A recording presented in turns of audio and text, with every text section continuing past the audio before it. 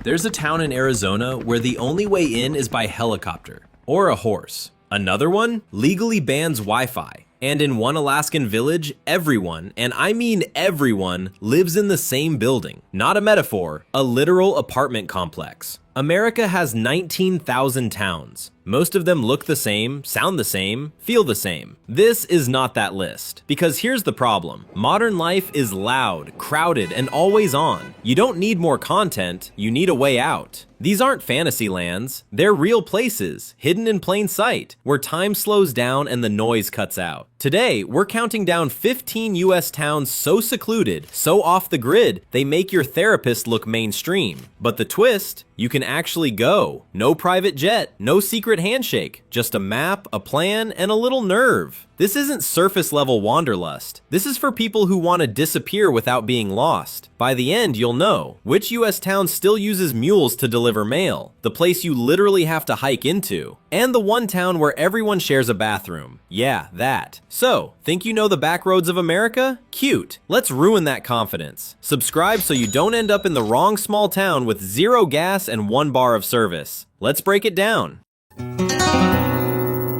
Number 15, McCarthy, Alaska. There's a town in America where the population dropped from 1,000 to 28, and it improved. That's McCarthy, Alaska, a place so remote your Uber driver would ghost you halfway there out of fear, or frostbite. McCarthy sits deep inside Wrangell St. Elias National Park, the largest national park in the US. We're talking 13 million acres of mountains, glaciers, and silence. To get here, you drive 60 miles on gravel, park, walk across a footbridge, and hope the guy with the shuttle truck is awake. There's no paved road in, no police, no chain stores, no law enforcement within 120 miles. But there's a bar, a bakery, and a suspicious number of dogs named Bear. Once a booming copper town run by millionaires and miners, McCarthy was left for dead in the 1930s. But then, and here's the twist, it didn't die, it mutated. Today, it's a town of artists, loners, off-gridders, bush pilots, and the occasional philosopher hiking guide mechanic. So why do people move here? Because cities have noise. McCarthy has volume. Of space. Of freedom. Of winter. Winter population? Around 20 people. Summers? Maybe 100 counting tourists, dogs, and ghosts. Utilities? Some homes are off-grid. Power is homemade. Heat is wood. Internet? LOL. Crime? Basically none, unless you count bad poetry or Moosin bar incidents. Amazon deliveries? Plan weeks in advance and pray. Rent? Surprisingly low, if you can survive the 9-month winter and don't mind outhouses. Local quote from a Reddit thread. Living in McCarthy is like dating Alaska. Beautiful, intense, and slightly dangerous, but you always go back. Living here means hauling your groceries across a footbridge, chopping your own wood, and possibly building your own house from salvaged wood that you also had to chop. It's freedom, sure, but it's freedom with frostbite. And don't get me started on the mosquitoes. These things aren't insects, they're sky pirates. They wait until you're mid-sentence, then dive bomb your eyeballs like they paid rent. One summer, I swear I saw a mosquito trying to hotwire a snowmobile. I left it alone. It had ambition. You come to McCarthy expecting wilderness. You leave wondering why we ever called this wild and cities civilized. But if you think McCarthy is remote, wait until you meet the town where Wi-Fi is literally illegal. Number 14, Terlingua, Texas. The last time Terlingua made the news, it involved a ghost, a chili cook-off, and a guy named Goatman, not in that order. And yet, this may be the most spiritually accurate small town in Texas. Terlingua sits just west of Big Bend National Park, and when I say sits, I mean lounges in a hammock with a beer and no regard for your schedule. It's desert, real desert. Heat so dry your skin tries to file for emancipation. But it's also art, weirdness, and a kind of freedom that only makes sense once you're surrounded by nothing but sky, bones, and people who've sworn off clocks. You don't go to Terlingua to do things. You go to feel what it's like when everything stops moving and you realize you didn't need all that noise to begin with. Also, yes, there's a full-blown ghost town. And a cemetery with more personality than your local HOA. No airport, no highway. You drive for hours through desert until the road stops pretending to be a road. Then, a few houses, a few locals, and one one bar that serves as town hall, music venue, and court of public opinion. Population, around 100 full-time residents. The rest are either part-time, passing through, or probably ghosts. Median rent? Let's say flexible. You're more likely to barter for a cabin than sign a lease. Crime rate? Practically zero. Who are you gonna rob, Cactus Jack? Cost of living? Lowish, unless you factor in iced coffee, which is basically contraband out here. Job market? You'll be fine if you can play guitar, fix things, or pretend to be a cowboy with Wi-Fi. Living here full-time means giving up reliable AC, traffic lights, and any real sense of urgency. In return, you get stars so bright it hurts, locals who tell better stories than podcasts, and a daily vibe somewhere between Outlaw and Oracle. Okay, quick sidebar. Why is every bathroom in Terlingua somehow outside? You walk in for a taco, then hike a quarter-mile behind a rock just to pee in a shack built out of license plates and regret. There's no lock, just a cactus staring into your soul like it's judging your hydration level. Texas, we love ya, but can we get a roof? Picture this. You're sipping a Lone Star beer on a porch made from salvaged church pews. Coyotes howl in the distance. Someone strums a banjo, and you swear the moon just winked at you. You check your phone, no bars. Perfect. Be honest, could you survive a month without internet if it meant 0 neighbors, killer sunsets, and a bar with live music every night? Comment yes, or only if the bar takes Venmo. Number 13. Monhegan Island, Maine. If your phone loses signal and no one panics, you're probably on Monhegan Island. 12 miles off the coast of Maine. Not down the road, not just a short drive, Monhegan floats in its own time zone. Technically still part of America. Emotionally, somewhere between a postcard and a meditation retreat with better seafood. There are no cars, no paved roads, no police department, no chain anything. You'll see more seagulls than people. And even the gulls look like they've been here longer than you. Population, just over 60 year-round. That's it. On purpose. The kind of town where the grocery store might be a glorified closet, and the bar doubles as a local confessional. But don't let the size fool you. Monhegan has gravity. Painters, poets, wanderers, weirdos, they've been getting pulled here for over 100 years. The light hits different. The cliffs feel like they were carved with a grudge. And the fog? The fog deserves its own copyright. Access only by boat. Ferries leave from Port Clyde. Daily in summer, weather permitting. In winter, you'd better be nice to the lobster guys. Housing. Rent? Technically possible. Realistically, you'll be bartering with someone named Ruth for a shed with character. Weather. Cold. Moody. Beautiful. The seasons here don't ask for your opinion. Crime rate. So low, the last scandal involved someone leaving their kayak in the wrong cove. Jobs. Fishing. Lobstering. Caretaking. Painting. Or become the 11th person selling watercolor postcards to tourists. Cost of living. High-ish. Groceries come by boat. So does everything else. Forget Amazon Prime. Try Amazon maybe Thursday. Local quote from Reddit. Monhegan is like living inside a Bob Ross painting, until winter hits and you realize Bob was holding back. Living here means choosing small every single day. Small footprint, small fridge, small talk that lasts 3 hours. But here's the kicker. The smaller your world gets, the more you notice. Sounds, moods, faces. The sky becomes your entertainment. The ocean becomes your clock. But it's not for the flaky. You'll need grit, flexibility, and probably waterproof boots. You can't just pop over to Target. You are the supply chain now. You are the weather app now. What nobody tells you, isolation isn't always lonely. Sometimes it's alive. Look, I get the charm, the sea air, the peace. But can we talk about the bathrooms? I've seen outhouses here that look like they were built by colonial ghosts with unfinished business. No lights, just a moonbeam and the vague fear of raccoons. You're in there contemplating life and suddenly the floor creaks and you're like, is this the end? Picture yourself standing on a cliff with the wind in your teeth. Your phone's been dead for hours and you don't care. You smell pine, sea salt, and maybe coffee from the one cafe still open. You walk a dirt trail past someone painting the same view they've painted for 20 years because it still hasn't gotten old. And for the first time in months, neither have you. Remember when we talked about that town with one bar for the whole population? Yeah, Monhegan has one everything. One bar, one store, one school, one vibe. And it works. Be honest, could you live on an island with no cars, no nightlife, and no escape button? Hit the comments. I'm in. Or only if the wine delivery makes it.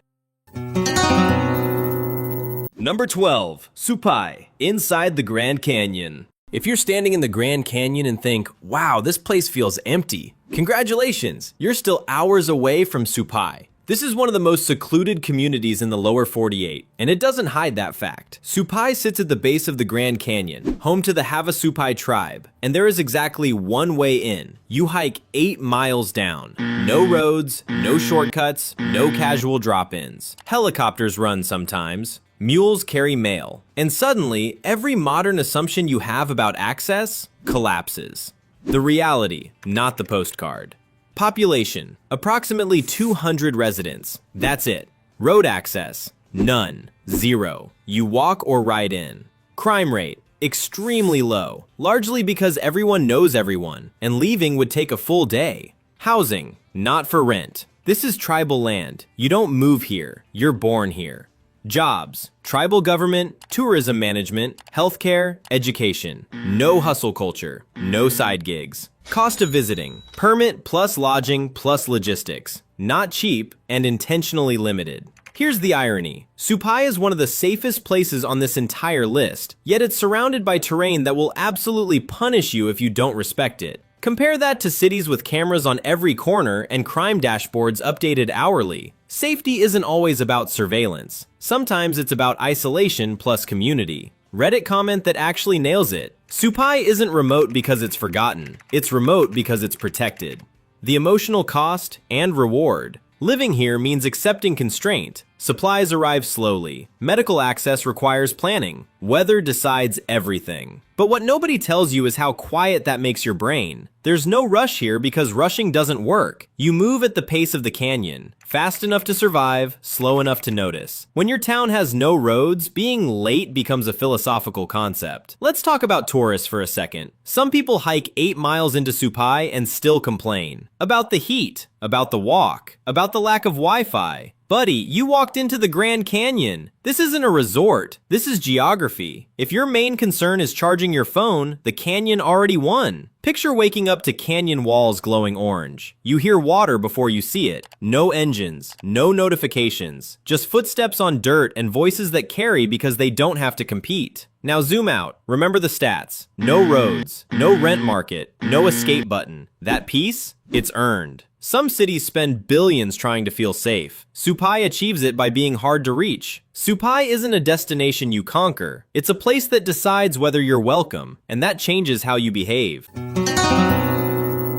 Number 11. Green Bank, West Virginia. Welcome to the quietest town in America, where cell phones are banned, Wi-Fi is illegal, and your smartwatch is just a watch. So, why does this place exist? Green Bank is not just a town. It's a science experiment wrapped in a legal blindfold and buried under Appalachian trees. Population? Around 143 people. That's fewer than the line at an Apple store on launch day, which is hilarious because you can't use Apple anything here. Here's the setup. Green Bank sits inside the U.S. National Radio Quiet Zone, a 13,000 square mile stretch where radio transmissions, including Bluetooth, Wi-Fi, and cell signals, are heavily restricted. Why? To protect the Green Bank Telescope, one of the world's most sensitive radio telescopes. This thing listens to the universe, and your phone trying to ping TikTok would sound like an air horn at a funeral. Stats that prove this place isn't normal. Radio signals allowed? Nope. Not even microwave ovens with leaks. Cell service? None. Not bad, not spotty, none. Population? Approximately 143. Cost of living? Lower than national average, but good luck Venmoing your landlord. Jobs? Mostly tied to science, agriculture, and being very, very quiet. Crime rate? Extremely low. No one wants to commit a crime if they can't call an Uber to escape. Reddit quote that sums it up. Green Bank is what happens when you turn airplane mode into a zip code. Living here means choosing silence. For real. Imagine a place where conversations actually matter because distractions aren't an option. Where your phone doesn't interrupt you mid-thought. Where neighbors wave to you because they have to, not because they're waiting for your snap to load. But there's a trade-off. Need GPS? Bring a compass. Want Netflix? Try a book. Addicted to Instagram? You'll be detoxed by day 2. Or day 1. Hour 1. Okay, let's talk about tourists for a second. There's always someone who rolls up, forgets about the signal ban, and starts waving their phone around like it's a divining rod. Why won't my phone work? Because the entire town is legally telling you to shut up and look at the stars, Sharon. In New York, silence is a luxury. In Greenbank, it's legally enforced. Could you live somewhere with zero Wi-Fi, no social media, and actual face-to-face conversations? Comment, "Silence, please," or "Absolutely not, I need memes." Remember when Supai had no roads? Well, Greenbank has roads. It just doesn't believe in signals. Pick your poison. Number 10, Slab City, California. There's a town in California with no laws, no rent, no utilities, and yet, somehow, still more structure than half the internet. Welcome to Slab City, America's last free town, where the rules stopped applying and people kept showing up anyway. Slab City sounds like a myth some guy with a tinfoil hat tells you about on a bus at 3 a.m., but it's real. And not just real, it's operational.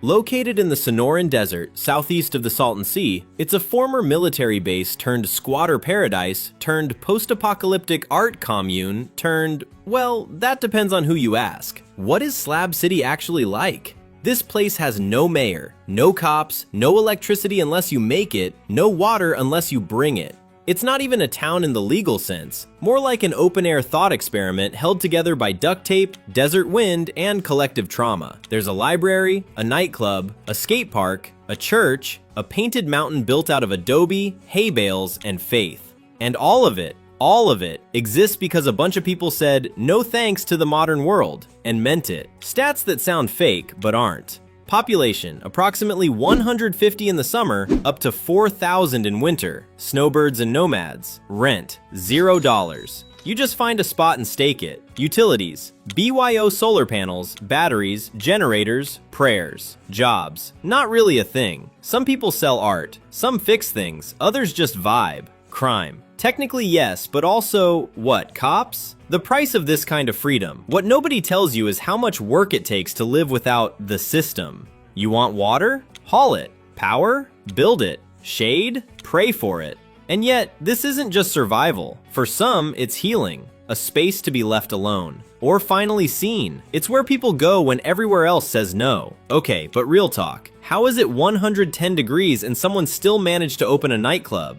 I'm not kidding. The Range. It's an open-air music venue with broken couches and solar lights. You haven't lived until you've seen a guy in a pirate hat play guitar in front of a bonfire built out of discarded washing machines. It's like Mad Max got into folk music and just never left. Crime rate? Technically low, mostly because the nearest police department would have to care, and GPS stops working somewhere around the turn left at the abandoned fridge.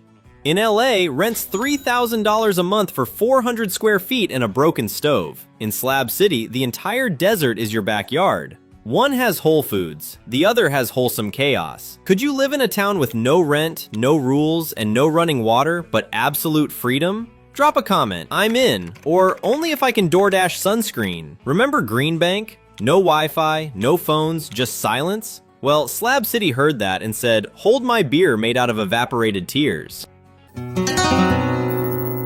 Number 9, Whittier, Alaska. Imagine living in a place where the entire town shares one building, like a college dorm, but with fewer parties and more bear spray. That's not a joke. That's Whittier. Whittier, Alaska. Population approximately 200. Number of buildings people actually live in? 1. It's called Begich Towers, and yes, it holds almost the entire town. Let that sink in. The post office? Inside the tower. The police station? Same tower. Grocery store? Tower. Your neighbor who definitely microwaves fish at 2 a.m.? Also in the tower. Why? Because Whittier is slammed by brutal winter storms, avalanches, and enough snow to bury your will to live. So in the 1960s, the military built a 14-story concrete fortress, and locals just stayed. And if that doesn't already sound like the setup for a quirky dystopian indie film, buckle up. World data snapshot. Population, approximately 200. Average snowfall, 20 feet per year. Yes, feet. Cost of living index, about 27% higher than national average. Crime rate, low. It's hard to commit crimes when the suspect pool is literally your building. Jobs, mostly port services, tourism, summer, and doing everything because there's 5 of you. Look, I love minimalism, but this is extreme minimalism. One building, one tunnel, one way in and out, and if that tunnel's closed, guess what? You're not going anywhere. You and the guy in Unit 303 who's raising iguanas in a closet are now best friends forever. And don't get me started on the grocery situation. vacation. You're not doing any quick Target runs out here unless you're strapping on snowshoes and packing for a 3-day journey like it's Oregon Trail. Now here's the twist. Despite the isolation, Whittier is weirdly beautiful. It's hugged by glaciers. The harbor views? Unreal. In summer, cruise ships dock and hikers pour in like they've discovered a hidden boss level. But once the leaves fall, it's just you, the building, and a whole lot of silence. The upside? No traffic, no noise, no small talk with 60 people you don't like. The downside? Every interaction is with someone who knows your exact apartment number. Picture waking up in a tower that hums like an old radiator. The hallway lights flicker. Outside, the wind's howling like it's trying to get in. You sip coffee, watching the harbor from your 9th floor window, ice creeping across the water. The mountains glow pink with sunrise, but down below, still, completely still. And for once, no pings, no traffic, no pressure. Just you, the cold, and maybe a moose walking by like it owns the place. The average home price in Whittier is $150,000, which sounds great until you realize your neighborhood is the other side of the hallway and your HOA meeting is also your dinner party. Compare that to San Francisco, where $150,000 gets you a parking space. Whittier gets you a full unit, a glacier view, and the kind of eerie tranquility that makes you reconsider capitalism. Would you live in a town where everyone shares one building? Comment, yes, I love the drama. Nope, I need to walk more than 30 feet to avoid my ex.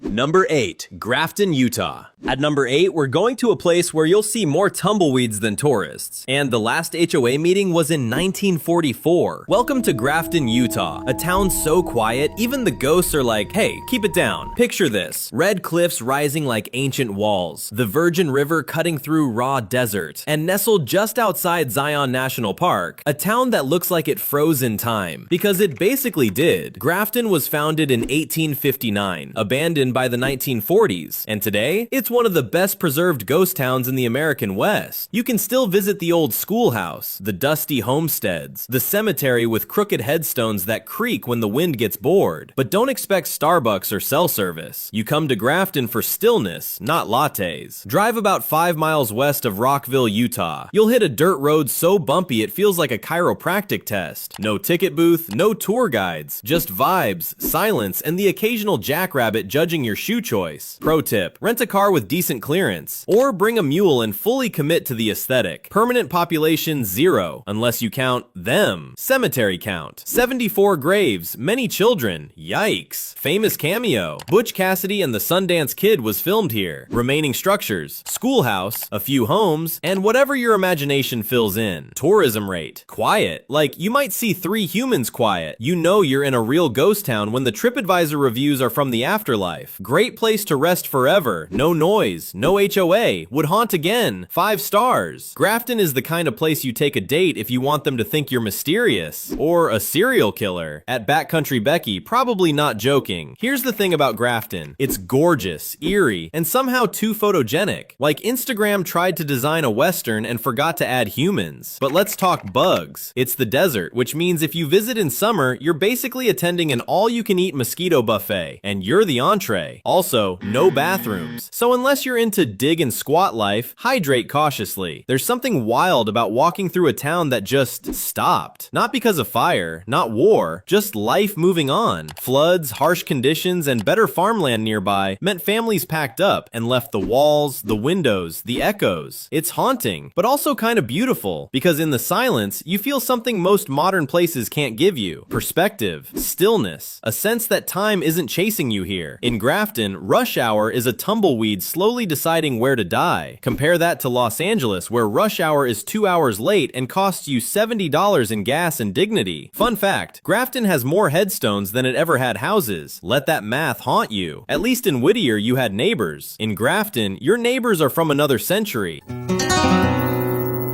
Number 7. Buford, Wyoming. In the U.S., some towns fight decline. Buford just surrendered to it, so completely that its entire population once fit in a single SUV. Yeah, that's not an exaggeration. Welcome to Buford, Wyoming, a real town, with one building, and sometimes one person. It's not a typo, it's not a marketing stunt. It's a real dot on the map where survival looks like minimalism taken to a metaphysical level. Once a bustling railroad outpost in the 19th century, Buford shriveled as the rails moved on. By 2012, it had one permanent resident, Larry, a guy who ran the gas station, the convenience store, and the unofficial town council. That guy sold the whole town, building, land, and population to a Vietnamese coffee company for reasons that still make geographers blink. Buford is tucked along I-80 between Cheyenne and Laramie, not remote by distance, just by ambition. There's no hotel, no grocery chain, no rival Starbucks franchise invasion, just a stretch of highway, a lonely sign, and the kind of quiet that makes communities elsewhere call in an orchestra. Population? Often 1. Overnight fluctuations happen, but the town has 0 residents most days. Location? Mile marker 54 on I-80, Wyoming. You can visit without a wilderness permit. Businesses? Gas station plus convenience store run under rotating management tied to whoever owns Buford. Jobs? Blink and you miss the job market. Current employment basically means restocking jerky. Growth rate? Negative. Very negative. Local flavor quote, possibly from Reddit, possibly from a delirious trucker. Buford, where the town motto is population, you? Only in America does a town of 1 become 1 a roadside attraction. Elsewhere, that's called not enough interest to construct a sidewalk. Let's be real, Buford looks like someone dropped a gas station in the middle of nowhere and said,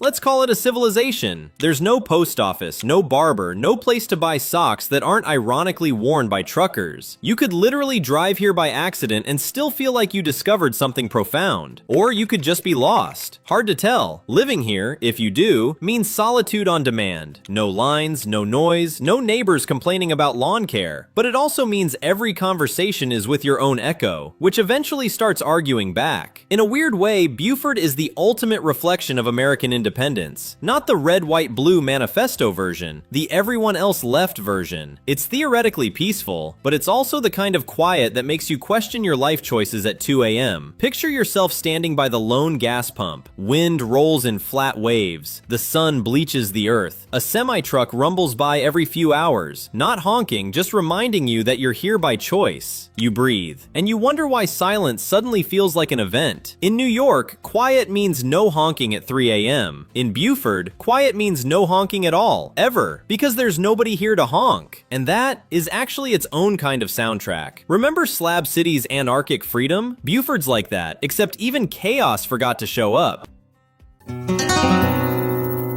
Number 6. Point Roberts, Washington.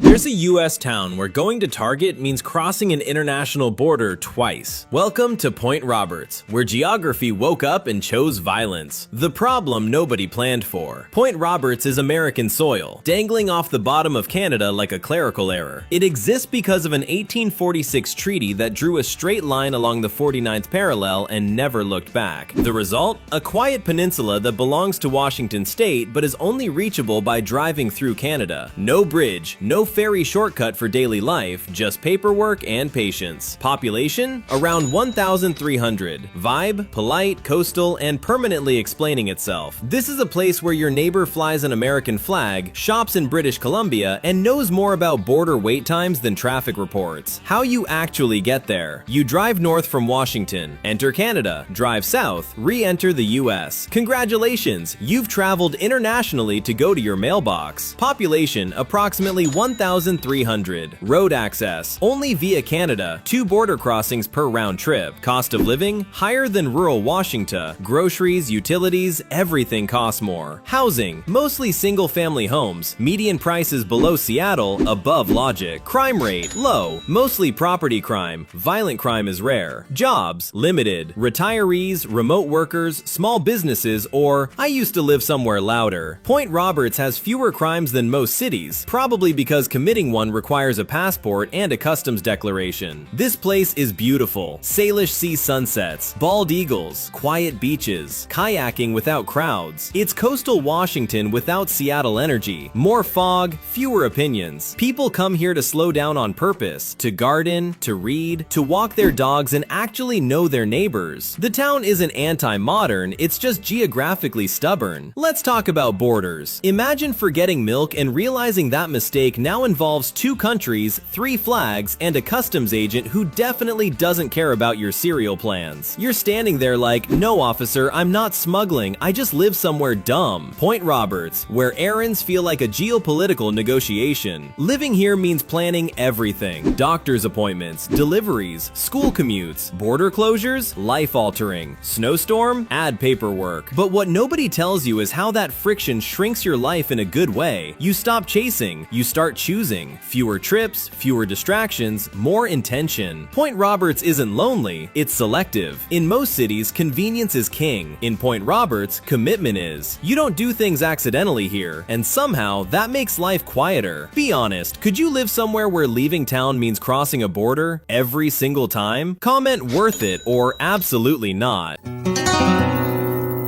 Number 5. 10 Sleep, Wyoming. 10 Sleep doesn't try to impress you, it just waits. And if you're paying attention, it wins. 10 Sleep sits between the Bighorn Mountains and the Absaroka Range, right where Wyoming stops apologizing for itself. It's small, around 260 people, and it wears that number like a badge, not a weakness. The name comes from Native American travel routes. 10 sleeps between major landmarks. Translation: this place was never meant to be rushed. It was designed to be earned. You don't stumble into 10 Sleep. You arrive because you chose the long road. No airport, no shortcuts. You drive in on Highway 16 through 10 Sleep Canyon, a stretch of road so scenic it should come with a warning label for distracted drivers. And then the town appears. One main drag, a grain elevator, a bar, a post office. Silence that feels deliberate. Population, approximately 260. Cost of living, below national average, especially housing. Median home price, far lower than mountain resort towns nearby. Crime rate, extremely low. You'd have to work to cause trouble here. Jobs, ranching, construction, guiding, seasonal tourism, climbing-related work. Rock climbing, over 1,000 routes in 10 Sleep Canyon, internationally known. 10 Sleep has more climbing routes than traffic lights. That tells you everything. This town quietly became a world-class rock climbing destination without becoming loud about it. Climbers come from Europe, Australia, everywhere, and then they sit at the same bar as ranchers who've never owned a chalk bag in their life, and somehow it works. 10 Sleep isn't trying to be a resort, it's trying to be functional, and that honesty makes it magnetic. "I came for a season," one climber wrote online, "and stayed because the town doesn't pretend to be anything else. Here's the adjustment period. Everything closes early. If you ask for oat milk, someone will pause, not to judge you, but to genuinely consider whether that's a medical condition. The bar serves what they serve. You don't customize it. And if you complain about slow service, congratulations. You've just volunteered to help stack chairs. Living here means fewer options and fewer excuses. You don't scroll because there's nothing to scroll for. You move when the sun says move. You rest when the wind says rest. And what nobody tells you is how that recalibrates your brain. 10 Sleep doesn't reduce your life. It removes the static. In cities, safety is advertised. In 10 Sleep, it's implied. Like the video if this town lowered your blood pressure by accident. Subscribe because one day you'll need to know where to disappear without becoming a headline. This isn't travel advice. It's a contingency plan.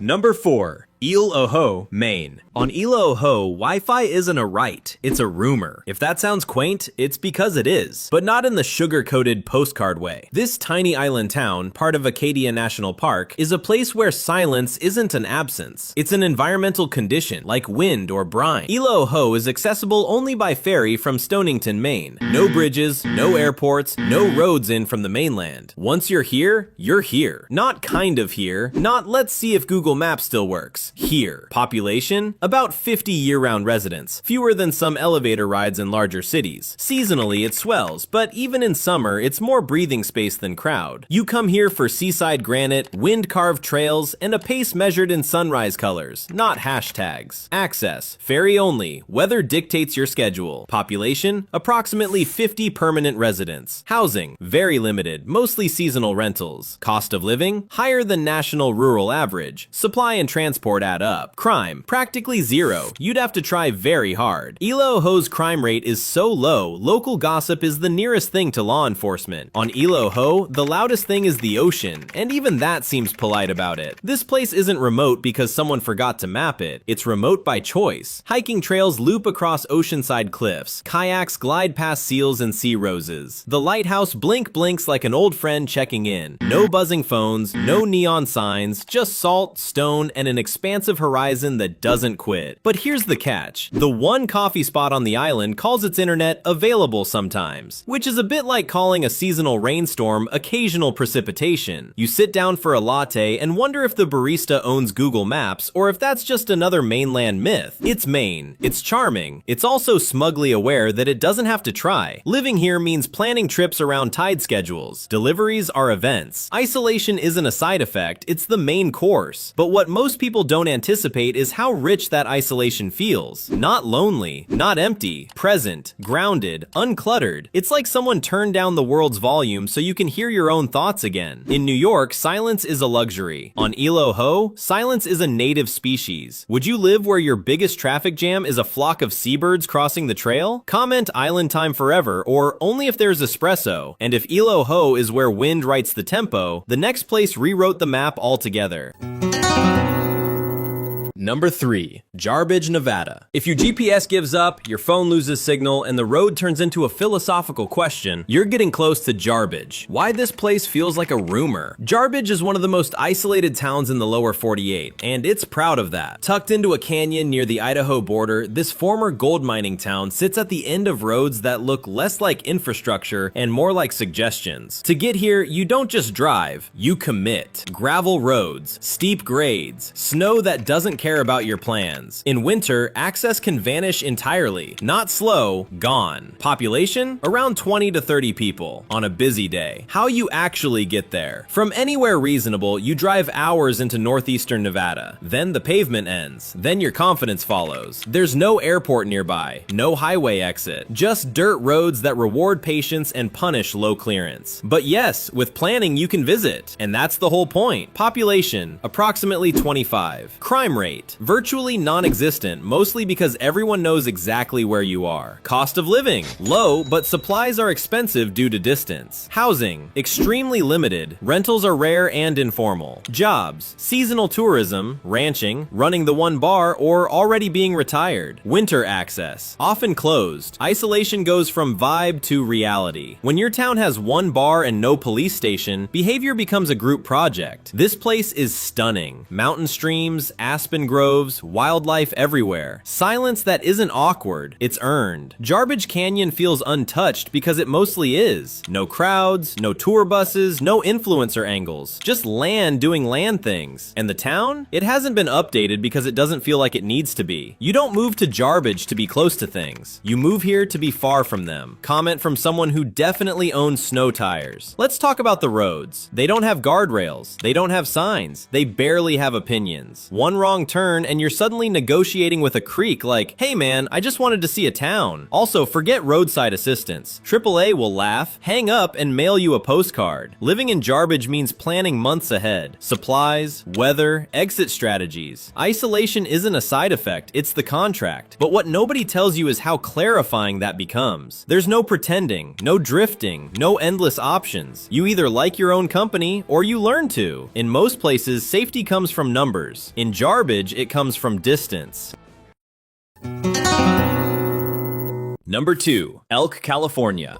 If California had a hermit mode, it would be called Elk, a town where the ocean does the talking, and the only crowds you'll see are seabirds and locals who smile because they actually mean it. Elk isn't remote in the James Bond secret base sense, no secret codes or zip lines, but it is tucked so quietly into the Mendocino coast that many Californians can't even spell it, let alone find it. To reach Elk, you drive winding coastal highways framed by redwoods, ocean fog, and more scenic pullovers than you have time for. The nearest real city is a long, curvy ride away. The nearest airport is a different county. It's isolated because geography intended it that way. A pocket of calm wedged between ocean cliffs and forest. Population? Small enough that everyone knows at least 3 people you don't. But the vibe isn't cliquey. It's easy, like everyone's on permanent vacation without the gaudy t-shirt shops. Population? Around 250 to 300 year-round residents. So intimate that a new face feels like a headline. Cost of living? Below California coastal norms, norms, but still higher than inland rural areas. Logistics, weather, and desirability punch up prices a bit. Crime rate, significantly lower than the US average. Elk's biggest crime is probably jaywalking a deer crossing. Housing, mostly single-family homes and cottages. Rentals are rare and often seasonal. Jobs, not a corporate hub. Employment is tied to local eateries, hospitality, arts, forestry management, and small business. Remote work thrives here because people bring their own internet. Elk's crime rate is so chill that the local concept of a lock your car day is when it drizzles instead of fogs. Elk isn't trying to be a destination, which may be exactly why it should be one. The coast, rocky bluffs that drop into the Pacific like God decided to try abstract expressionism. The forest, redwoods breathing centuries of oxygen into your lungs like they're hosting a welcome party you never RSVP'd to. The community, whatever's happening in Elk is happening slowly, genuinely, and with excellent coffee. Unlike big coastal towns that have been redesigned for Instagram, Elk feels like a place that just kept doing its thing, and the thing it has been doing for decades is making people slow the hell down. Okay, but here's the real absurdity. Elk has the foggiest fog I've ever seen in my life. Not cute mist, I'm talking you could get lost and decide to live here permanently because everything looks like a Mobius strip. It's so persistent that locals have a local joke. If the fog doesn't scare off the tourists, the ocean fog's cousin will. And listen, I respect fog that's committed to its job, but that's some dedication. There's no Disneyland here, no boardwalk, no chain steakhouse. In most places, isolation is a side effect of emptiness. In Elk, isolation is a feature of quality. You don't come here to escape life. You come here to rediscover how it feels to breathe without interruption. People who move here aren't running away, they're returning to quieter rhythms, to salt air mornings, to the sound of ocean whispering you awake. Living here doesn't cost less. It means less noise, less traffic, less demand for your attention, which, when you think about it, might be priceless.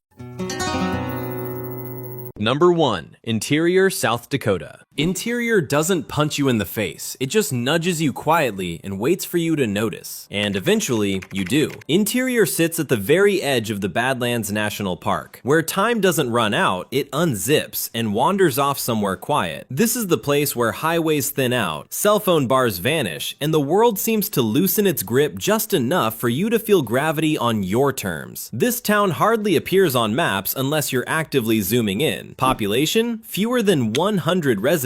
Enough folks to count on your fingers twice. The nearest city with traffic lights is long gone by the time you hit the dirt road. You get here by road, US 83, then take scenic, whisper quiet back roads. No special passes, no hiking boots required, just willingness to be genuinely here. Population? Approximately 80 to 90 year-round. Cost of living? Low. Housing cheaper than most rural America. Groceries more strategic than cheap. Crime rate? Practically non-existent. Towns this small file disputes under who finished the milk. Quality of life? Quiet to the point of philosophical. Interior's crime rate is so low, if you were arrested here, you'd have to plead, didn't know there was a law. Let's talk Badlands tourism. People come, snap a picture, then leave to get ice cream. Meanwhile, Interior waits like a patient bartender. No rush, no judgment. But also, don't ask where the espresso machine is. There's no espresso machine. There might be a tumbleweed with better timing than you. In Times Square, silence is a security feature. In Interior, silence is a native language. Be honest, could you live somewhere your phone dies and no one notices and no one cares? Comment, I'd thrive, or I'd panic. Like if this town lowered your blood pressure without even trying. Subscribe, not for travel tips, but so the next time you need to disappear responsibly, you'll already know where to start. Interior's motto should be, where the tumbleweeds have Wi-Fi.